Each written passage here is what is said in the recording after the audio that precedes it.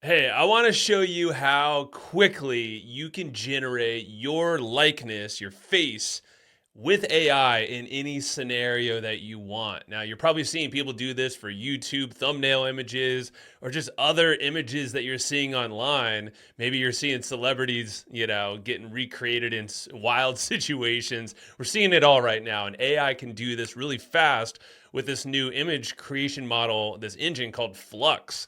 Now, there's an easy way to do this, and there's a way that takes a little longer, about an hour or so to set up. And I want to show you the differences between the two, and I'll show you how to do both. So, this is the first one right here. This is my face, no hat, but see, got the gray right here, all that. So it's poking through here. Looks pretty good. Now we go to this one here. This is using one of the other methods. I don't know if you can see the difference here. Quality is a little different. My eyes are also a different color, and I have a little distortion around my mouth here. Let's try another one though. So we have this one. I'm going to zoom in a little much. It gave me some wrinkles. I got some wrinkles around there though. It's okay. So I like it. It's pretty cool. So let's see another render. These are using the same exact prompts, by the way. Here's this one. It's kind of a little, I would say, washed out. Not a lot of detail here. It's kind of blurry and doesn't really have great quality. I'm going to go to another one here. This was a prompt for basically making me Batman.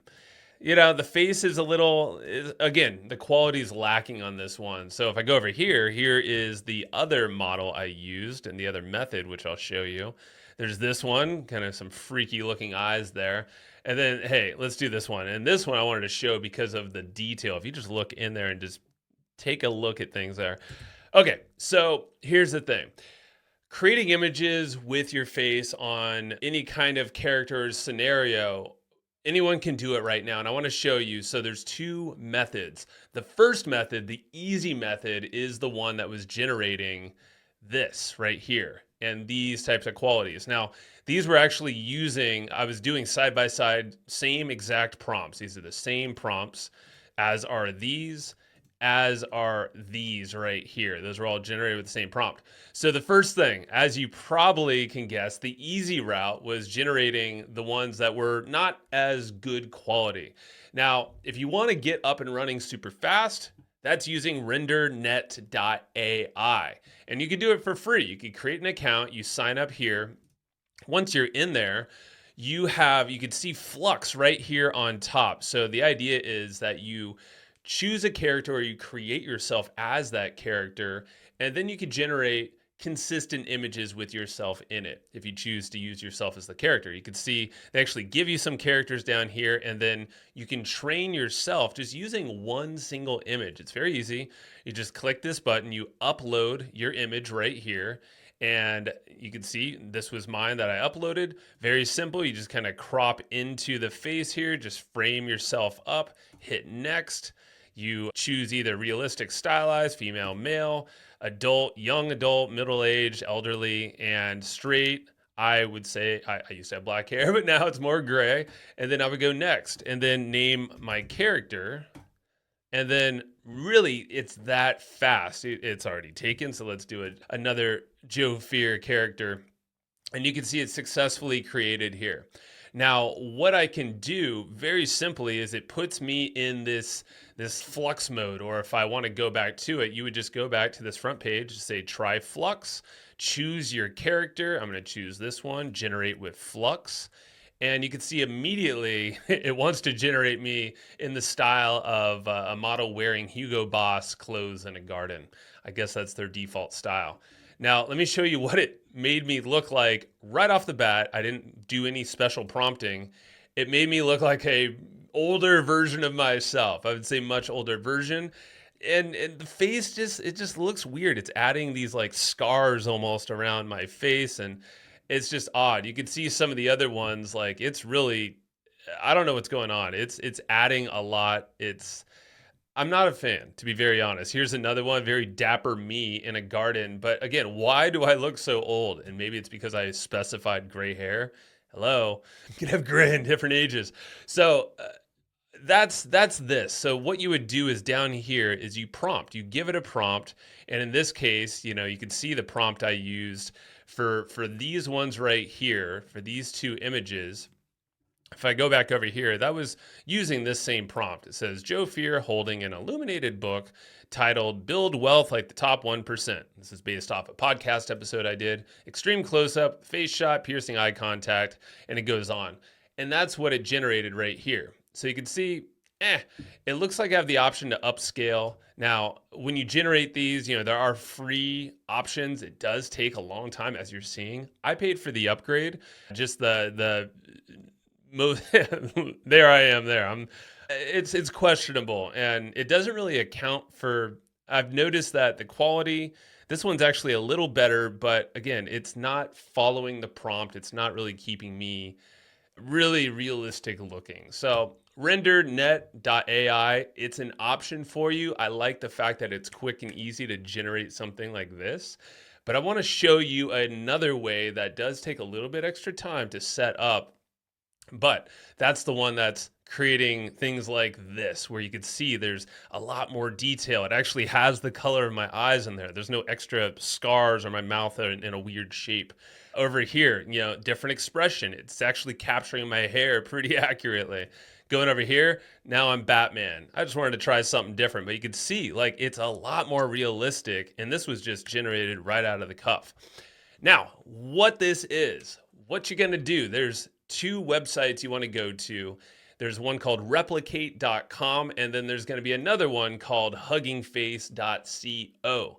Now, what's really cool is I originally watched this video from my good buddy Matt Wolf, who has a bunch of great videos, and he has a sign up code for replicate.com that gives you, at least at the time of this recording, $10 free to try this. Now, that $10 will cover the amount of processing it takes to basically train your face, because you're going to upload images, and I'll show you how to do this, into Replicate. And so it's going to generate all of this stuff. It takes a little bit of time, about 45 minutes, sometimes an hour. And I will obviously trim this down, but use that code. It's in the description. Click that when you sign up for Replicate, so you get $10 on it's not on Matt, but I think it's Lucas Taco, which we'll see who that is in a moment. So once you sign up for replicate.com, use the promo code, basically $10 free to you. It's in the description below. You will sign up and then go into your dashboard right here. Now, the first thing you want to do is go to the top and type in Lucas Taco. And this is a username of a guy who basically hooked you up with that code, but also has created a whole bunch of different things to use here to generate these images. The first thing we want to go to is the AI toolkit. So it's this one here. You could also search for Lucas Taco AI toolkit just right here in the search bar. But this is what we want to use to train our likeness, our face. So the first we want to do, and I will note that it looks a little bit more complicated than it probably is. So if you follow the instructions, this will work for you. The training process, which means you're going to basically take about 20 files of your face, so headshots of you, and you can remove the background or you can't, it doesn't matter, but at least clear shots of your face, and you will now train it. And this is going to help you essentially put it into a model that you can then prompt and then use in any scenario. So what we do on this page here is go to the train button right over here, and scrolling on down over here, we're going to find destination. We're going to click that and create a new model. You can see I have some other models already created, but we're going to create a new model for this. And I'm going to type in my name, Joe Fear, because that will be the prompt that uses my face. I'll show you how this works. I'm going to call it Laura, or New Laura, since this is kind of a second one for me. So we'll do that. Scrolling on down over here, this is where we are going to upload our images. Now, a minimum of 12 are required. I did about 20, so let me pull mine up, and they're right here in this file. Now, what I'm going to show you that is is important is the naming convention. You can see how each one, it says person underscore my name, which is again the prompt. So whenever my name is prompted inside of, which I'll show you, it's going to basically know that when I prompt Joe Fear, it's going to say, okay, reference my face, these files that are uploaded. So all of the files that you choose, and you could, let's just look at some of mine. I just have a whole bunch of different kind of poses in different ways that I'm looking. Just shot all these in my backyard. Actually, my daughter shot a lot of those. And I made them into a zip file. So you need to get all those files organized, named in the proper way.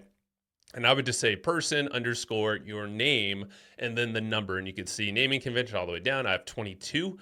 And then put those into a zip file. I'm actually going to do that because this is an old zip file right there. Let's throw that in the trash, make a new one really fast. Zip file, compress. And then now we have a new one. So what I'm going to do is just drag this over to the images. Now, scrolling on down over here, we're going to leave the model the same just as it is because we want to use this Black Forest Labs Flux model. This is what actually is being used in the background to generate the image. All right, so now this section where it says HF token, that means Hugging Face token. So what we're going to do is go over to huggingface.co, create an account if you don't have one already. Once you're logged in, you will look at a page that's kind of like this. You want to go to your profile on the top right, go down to settings, and what we're going to do here is create a new access token. Right over here on the left, you can see I have some others. Let's create a brand new token. And what we'll do is set some permissions here for this token. Basically, we're allowing replicate.com to use Hugging Face, my new token that I'm making here. So on this page where you're creating this new access token, I'm just going to show you all the different permissions I've selected. It's probably more than you need, but going on down over here, just select all of these, scrolling down to repositories permissions, make sure that Black Forest Labs flux.1-dev is selected. You could do that just by this drop down. And if you don't see it, just make sure to type that in there. It looks like that. Select these permissions. Down over here, we should be all good to go. These are all kind of grayed out. And let's give it a name over here. So I'm just going to type in Joe Fear Laura token. And now scroll down and create token. All right, now we're going to take what was generated here, the access token, copy that, go back over to replicate.com and paste that into here. Now, once that's pasted, we want to scroll down and we're going to see number of steps. Now, you can do 1,000, which is the default, but what I've found is if you bump this up to 2,000, you will get a lot better quality, and the prompts that you give this to generate your images will be a lot more accurate to what you're actually looking to get out of this thing.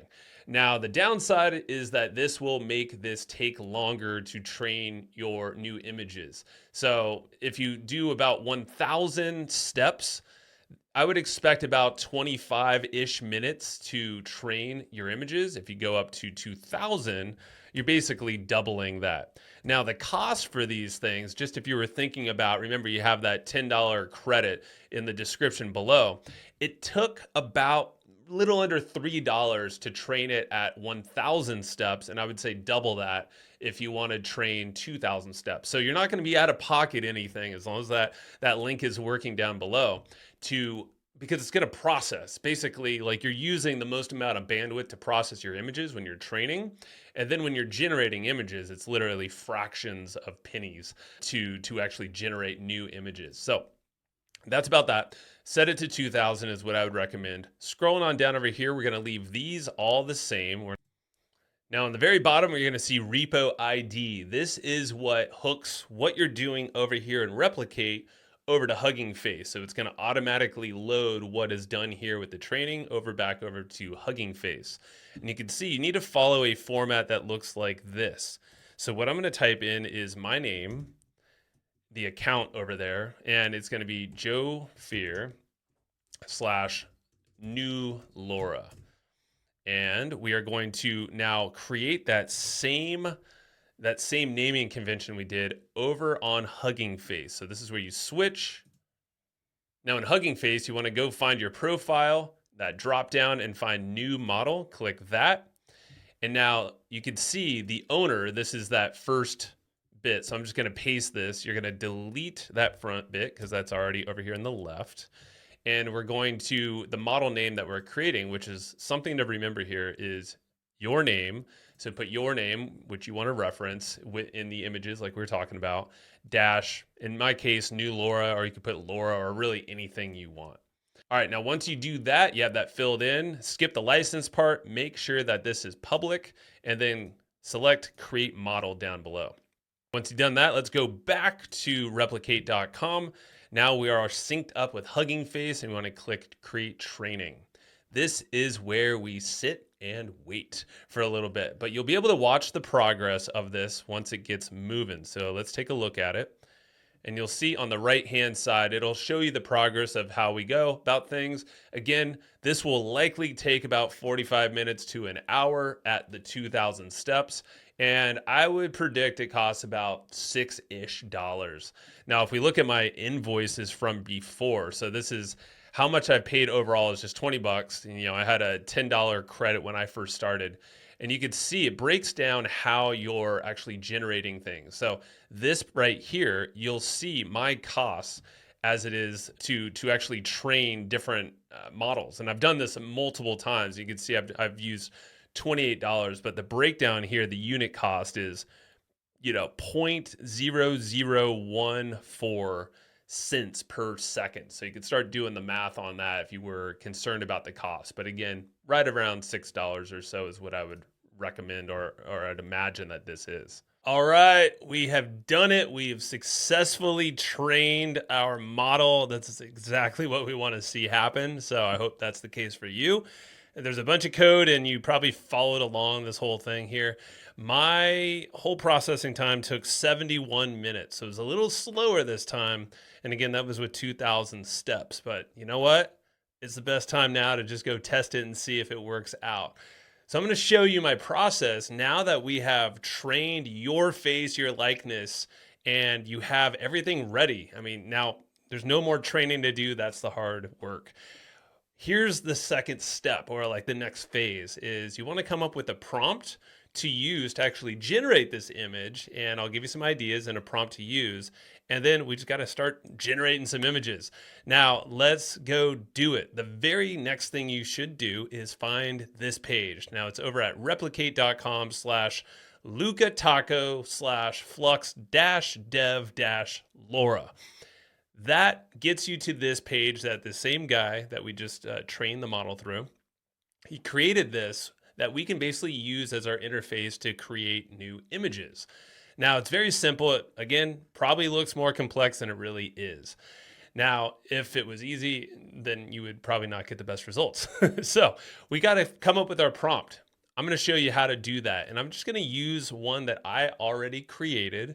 And it's this one. It's the same exact one I showed you that generated some of these. It also did generate these not so good ones from the other app, but we're not going to do that. So we're going to go grab this prompt right here. And you'll notice that the very beginning has my name. That is the trigger to tell Replicate and the whole Flux system that we'll be using to put my face into the image that we create. So I'm just going to take this right as it is, not generate a new prompt. I will show you how I generated this, but let's just test it out. So we're going to paste that prompt right inside of here.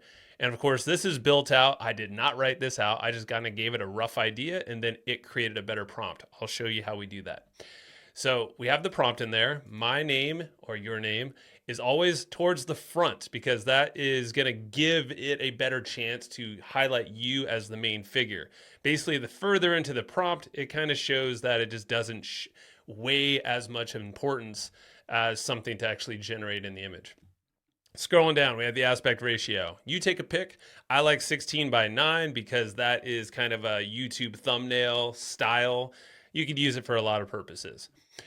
Scrolling down here, you want to skip image, skip strength or prompt strength. I don't touch any of that. This is number of outputs. So typically I like to generate 2 at one time. You have a maximum of 4. And again, this is going to cost you fractions of a penny to generate each image. which like in the long run, if you think about it, it's going to save you a ton of money as opposed to like going to a tool to have them essentially give you this fancy interface to do it through there. All right, scrolling down past the number of outputs, we're the inference steps. I skip that. I skip this. I skip this. And this, again, Hugging Face LoRa string, this is where you want to place your trained string. You can see this repo ID, it's kind of the same thing. You want to copy that. It's usually going to have your name and whatever you named it over here. And again, that references your Hugging Face over here. You can always go back to Hugging Face if you ever forget what the name of this is. So I'm just going to paste that right inside of there. I don't mess with the LoRa scale, but I do have this little pull down here. You want to click that, show the advanced outputs. I always like to output either in a JPEG or PNG. Let's go PNG. And the output quality, I bump that to 100, and we have everything else. We just disregard that. You want to scroll to the top. You filled everything out. Now this button right down here, hit run. And now we're going to let this do its magic, and it'll show you how fast it's doing it here. Guarantee this is going to be faster than the other tool we were using, but that might change in the future. And I'm not downing the tool, the Rendernet.ai, because I think it's a really good tool. And eventually this whole process is going to get a lot easier. But for now, this process here is what I've seen the best do. I've been using it to change all the thumbnails on my pages overall, like for the podcast, and boom, here we go. So not bad. It doesn't always get the text right. And for some reason, it looks like a clone of me back here too. So again, it's always an experiment every single time. But you can see build wealth, like the top 1%. Pretty good. But you can see the realism. It actually did train me. I had this denim shirt. If I wanted to wear something different, I would just tell it to do that. Let's go back. And what's the other one? Whoa, I look really excited here. So me in a denim shirt seems to be like the constant thing. Now, so you can see it kind of messed up the text. So text doesn't always work out. I'm going to X out of those.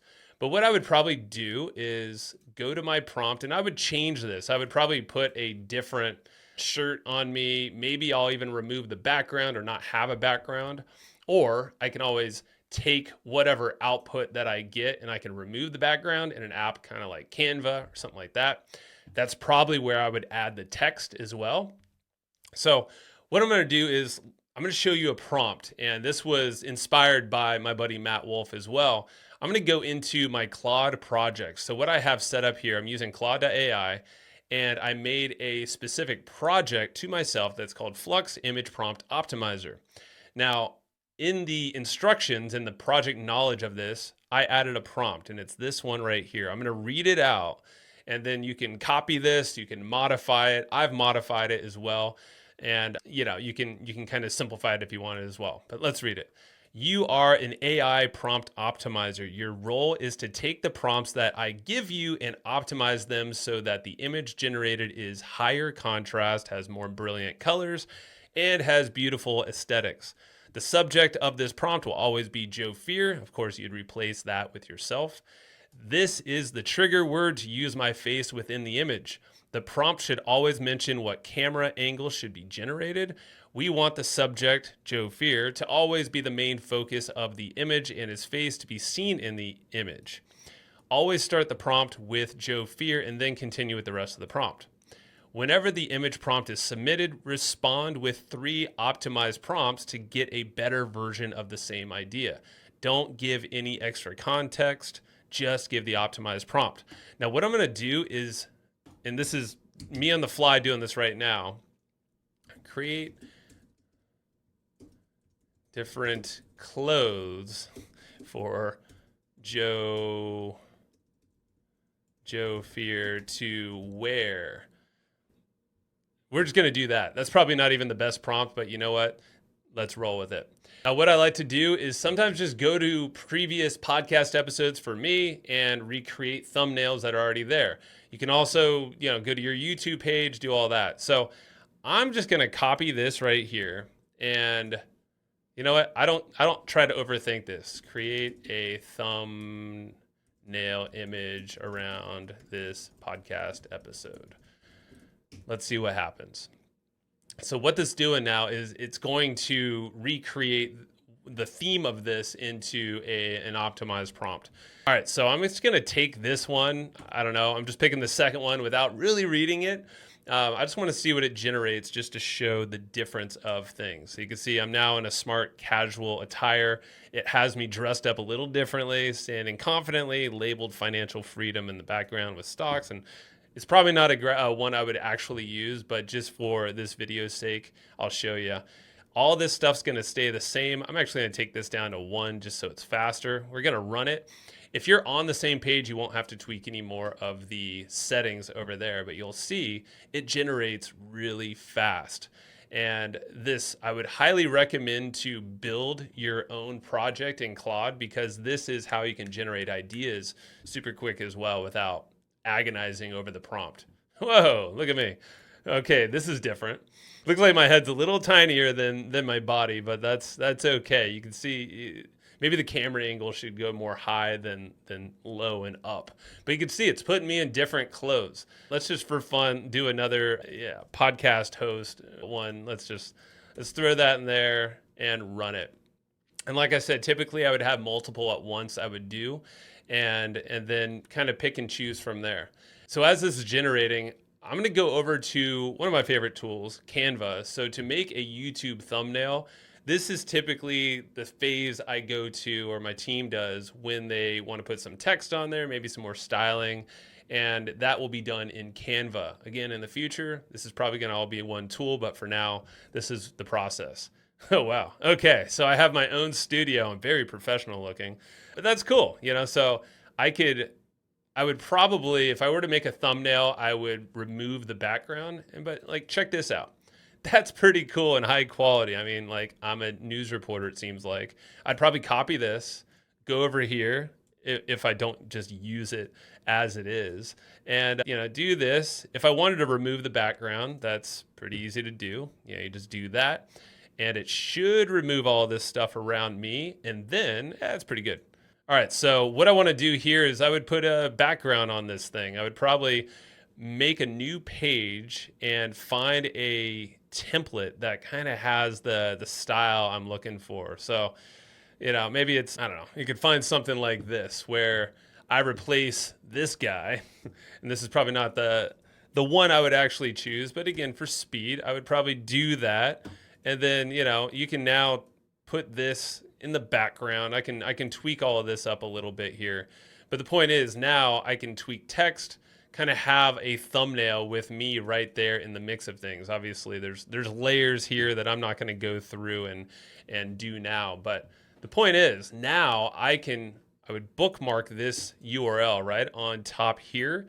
And very simple, you have 2 tools that you get to use. You have your Claude, or you can use ChatGPT with some kind of optimized prompter or prompt optimizer thingy here.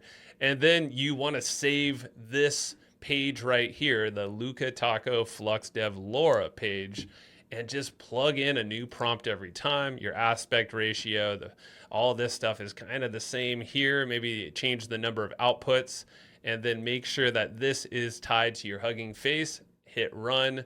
Make sure that your output quality and all that stuff's there and good. And you got yourself now your likeness in any scenario. Let's do a wild one just to finalize this one. So Joe Fear with Godzilla. All right, here we go. All right, we're gonna copy this. We're gonna go, and this will be the one I end on, I think. Bam.